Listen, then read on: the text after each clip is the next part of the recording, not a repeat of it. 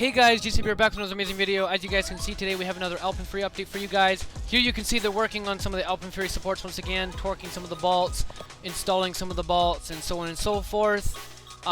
There's also the Food and Wine Festival that happened on this day, the start of the Food and Wine Festival.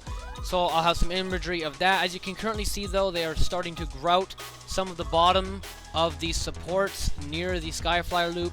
By this point, by the time you're seeing this video, because it's a little bit late, I've been busy with a lot of things that have been happening.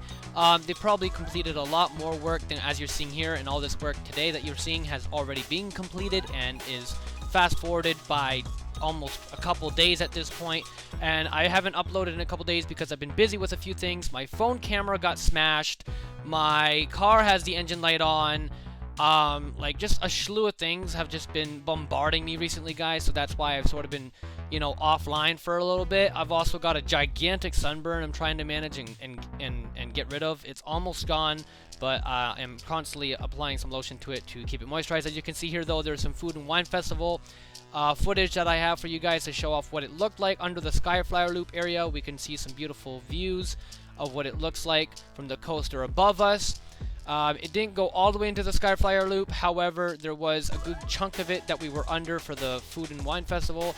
It looks absolutely amazing. The menu had very small portions. I didn't try any of the food, however, I heard from others that it is very, very small portions and wasn't really worth it. As you can see, they also got games there like tossing.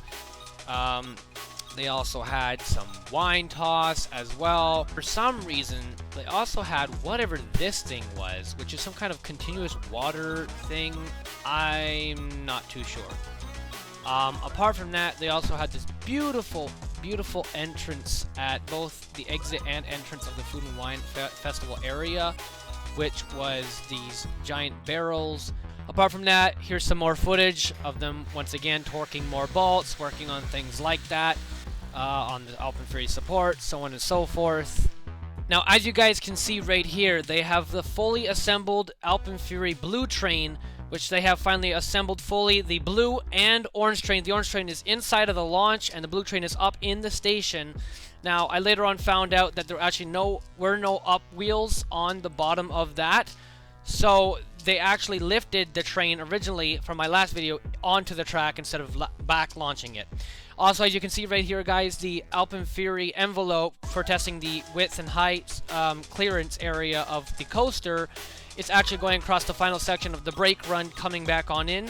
You'll see shortly here in a moment that they actually have an issue at the exit where that post is very, very tight and very, very close to the edge, basically touching the envelope at the end there, but it seems like they later on figured that on out and the envelope continued right on through with no problem. Apart from that, guys, here in the Alpen Fury area, as you saw in my last video, they're starting to fill in with some dirt at the very bottom near the edge of the fence there, so there's going to be plants there and soil or some grass, I assume, to fill in that area, some nice terrain, so they're placing down some dirt to prepare for that. Alongside that, they've also painted, as I said in my last video, once again, all the rocks there, so you can see what that finally looks like completed. And here's a little bit of view of the orange train inside the launch, fully assembled. All the electronics are complete, guys. Everything is ready to go for testing. All they got to do is torque a few more bolts, and all the misalignments, from what I'm aware, are completely fixed. So they just have to torque a few more bolts, grout some of the supports, and we are on to testing within about a week, probably. A couple days later on this week, by Friday, we should actually be able to see the first official test run in public view. So with that all said, guys, that is all for now. When next time I update you, it might be a couple days, maybe a week, maybe I might start doing updates less and less. I'm not really sure, but with that, guys, that concludes this update for today. Have an amazing rest of your day, ladies and gentlemen, and as always, Jesus loves you, and I'm gonna see you all in the next one. Peace out.